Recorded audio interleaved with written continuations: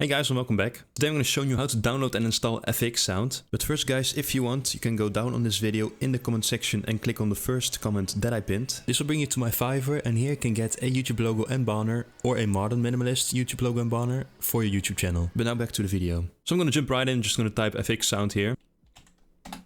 There we go. Now you want to go to the first one right here, which is going to be FxSound.com. And here, as you can see, we are on the official website. Now, if you actually want to get it through the Microsoft Store, you simply have to go down here to search, type Microsoft, and there you have it, Store. And here type, once again, FxSound. And as you can see, it will be this one right here. And you can install it through here if you want. But in this case, we're going to go for download for Windows here. As you can see, it will start downloading up in the right corner. And there you go, as you can see, it's actually the setup. So what we're going to do then is actually go to shown folder. There you go, as you can see, it will probably be in your downloads. Then we're going to double click on it.